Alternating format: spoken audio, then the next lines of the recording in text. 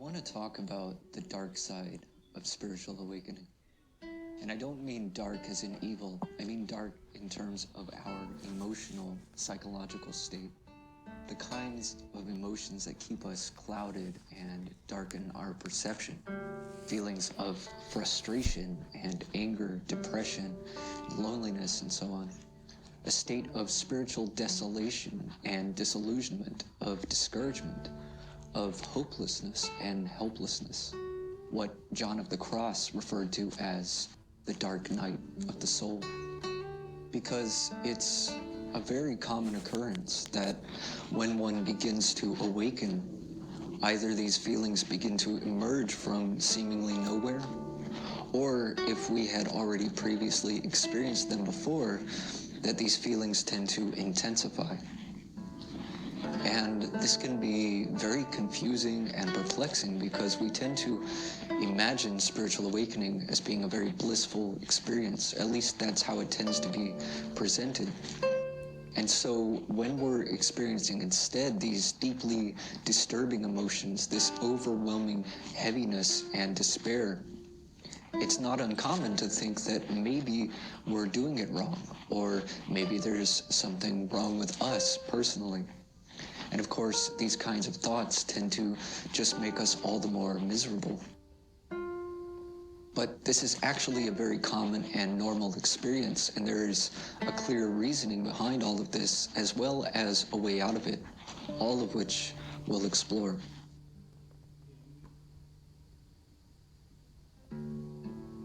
We tend to have this idea that spiritual awakening is this instantaneous event in which one is deeply asleep, meaning that they're unconscious, mechanical, conditioned, deluded, in a sort of hypnotic trance.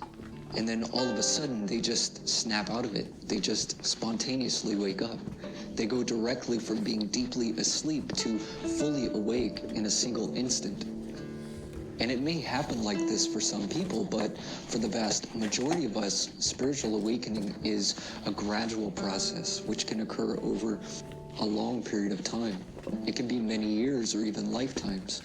And it really just depends on our own awareness, on our willingness to surrender and allow it to unfold of itself.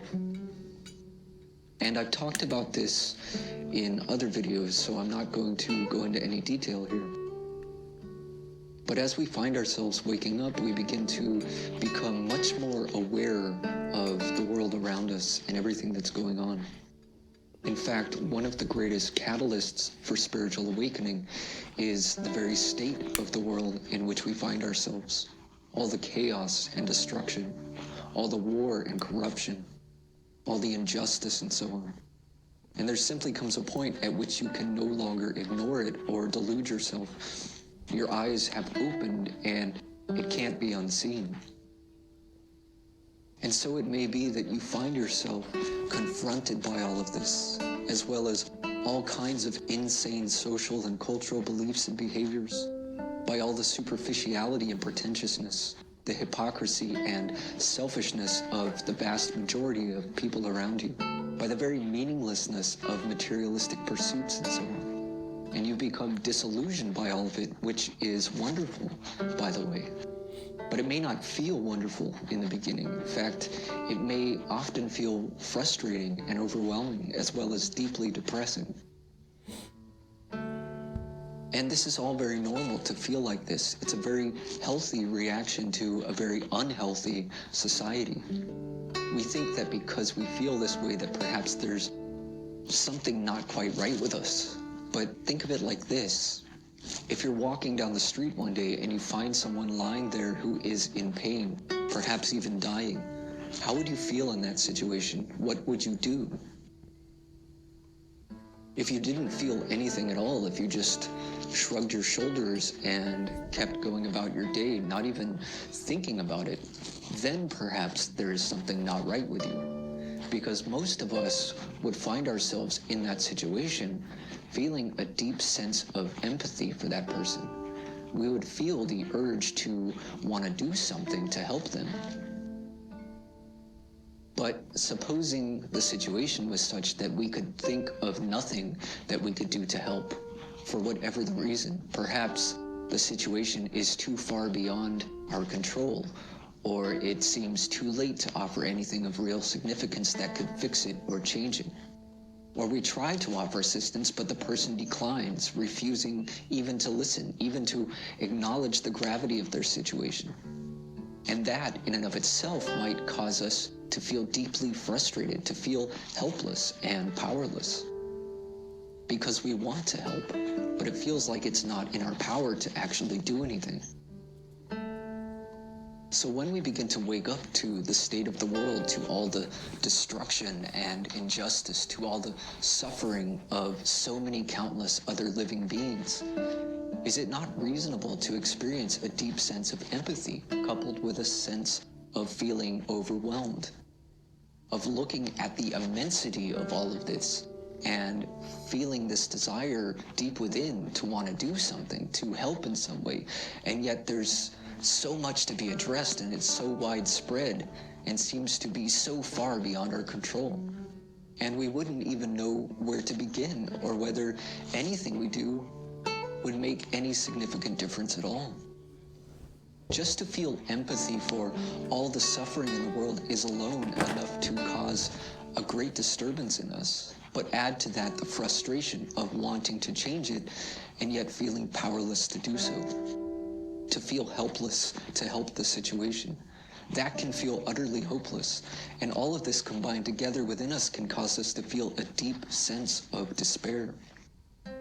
So again, what I'm getting at here is that this feeling of depression is not necessarily an indication that there is something wrong with us. It may be that there are areas within ourselves, within our way of thinking and so on, which may be contributing to that feeling. Personal issues, attachments, illusions, insecurities, and so on, which need to be addressed and resolved. But it may also be an indication that something is deeply right with us. It may be partly rooted in a deep sense of connection and compassion for all living beings and the sincere desire to serve, to help, to assist, and to heal the world. But when we look around us at everything that's going on in the world, and we look to one another, we might find that those around us seem not to see the urgency in it, if they even see it at all. It can often feel as if we're the only one who sees the madness and who feels that sincere desire to do something about it. It may be that we find ourselves among others who seem to be deeply asleep to all of this and who are blindly contributing to it in a number of ways, or simply don't seem to care. And so we may find ourselves feeling very much alone in our awakening, perhaps even isolated and alienated.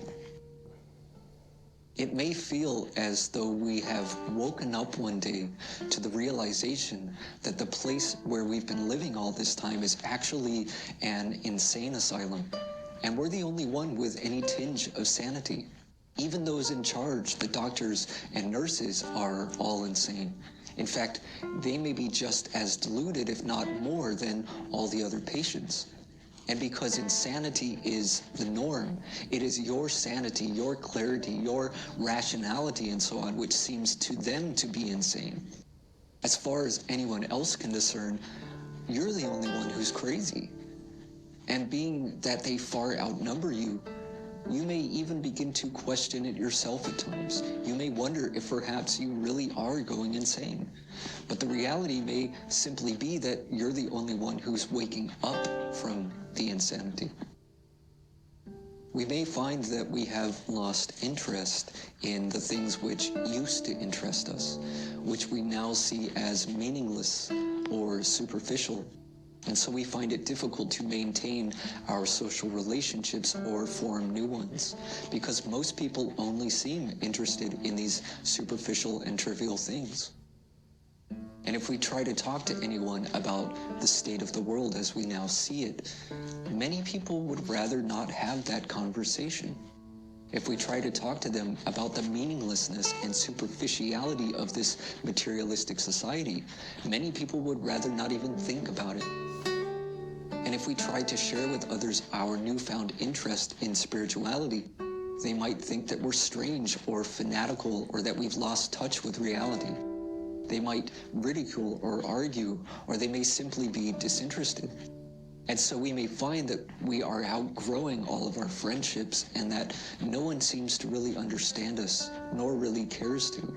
And with all of this, we may feel a great sense of disconnectedness with those around us, which can feel deeply lonely. And once again, this is all very understandable that we should feel this way.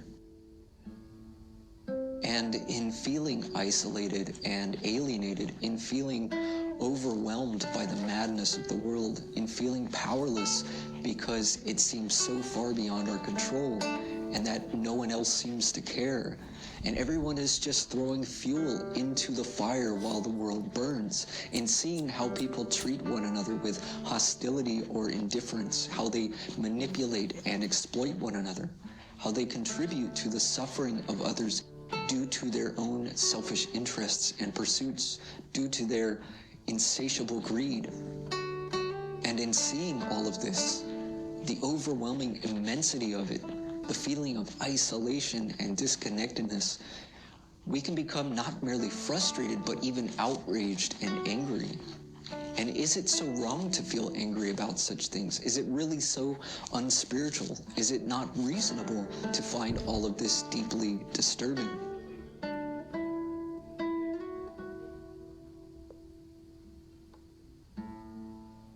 What has really helped me in all of this is to look very closely at these feelings, to go deeply into them, and to understand what is at the root of it, what is underlying all of it.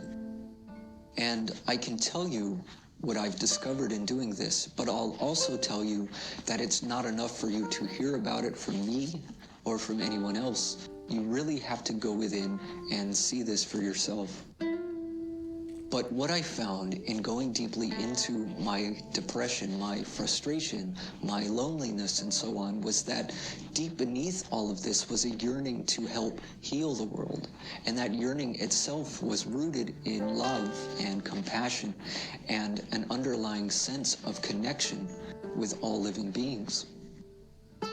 And what was causing me such a great deal of suffering was that all of this seemed to be frustrated, blocked, obscured, inhibited from rising up and being expressed. And so by resolving those blockages, which are nothing more than limiting thoughts and beliefs, and really tapping into that intrinsic connectedness, into that inner sanctum of love and compassion, allowing it to flow forth through whatever expression it wants to take in any given moment, enabled me to release so much of that weight that I was carrying. By simply allowing those heavy feelings to be there, by simply acknowledging them and accepting them, by sitting with them without any sort of resistance, and by simply observing them from a space of awareness, I found that they tend to resolve themselves. And not that they necessarily vanish the very moment that we look at them, but rather they dissolve in proportion to how much awareness we bring to them, how unattached we are, how much we come to understand them simply through our observation. And it may be that these things take some practice, which means that we need to have patience. But the more we learn to surrender and relinquish, letting go more and more each time, and coming into that space of awareness, of deep acceptance here in this present moment, the more we discover that underlying stillness, that sense of peace beneath all the turmoil, which has always been there, but often lies hidden. And it's from that space of stillness and clarity that we are inspired to offer something of real value, something which may contribute to the healing of the planet, to the healing of humanity, perhaps even to the awakening of humanity. But that inspiration doesn't come from overthinking or from thinking at all. It arises naturally and spontaneously from that space of clarity, of pure awareness, when we've gone beyond thinking and into the silence behind it. when we've let go and surrendered to unknowing and uncertainty. So when it comes to having some sort of positive, lasting impact on the world, our greatest contribution begins with our own awakening, our own inner transformation, with our own inner cultivation of the very things that we feel the world needs. And it may be that we have to forget about the rest of the world for a time, at least in regard to healing it, and instead to focus our attention on healing ourselves. Because unless we heal ourselves, what good are we to anyone else? As selfish as it might appear, we may need to simply focus all of our energy on this, on our own healing, on our own awakening, on learning to love and accept ourselves just as we currently are, to recognize our greatest virtues and to cultivate them, to discover our gifts and to develop them so that we can share them effectively with others when the time comes. We may feel that we need to retreat from the world for a time, to be in solitude, to be alone with ourselves, so that we can do this inner work without distraction. Or we may find that serving others is what helps us to awaken and develop our compassion all the more.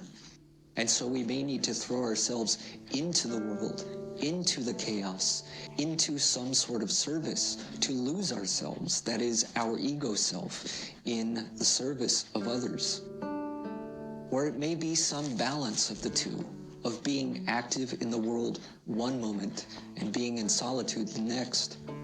Or it may be something altogether different. I really can't say, because we're all different in as far as where we are on our own individual journeys, and as far as our own temperaments, our own inclinations, and so on. And so there's not one formula that works best for everyone. You have to figure out what works best for you. But whatever it happens to be, to give yourself fully to that process. Understand that this awakening is often a gradual process of learning how to let go more and more, of gradually releasing our illusions as we come to face them, of settling into that space of silence and stillness deep within, and learning how to gently bring our attention back to that space whenever we find ourselves carried off by the currents of distraction. And all of this requires practice and patience. But in the meantime, whatever suffering we're experiencing, whatever darkness, whatever discomfort, whether depression or loneliness or whatever it happens to be, to simply acknowledge that, to accept it, and to allow it to be there. Not to resist it, not to fight against it, but to simply be in that space without being attached or identified with it. But more importantly, to understand that this is all very natural, that we should feel this way, and not to condemn ourselves for it, but to treat ourselves with love and compassion, with patience and understanding.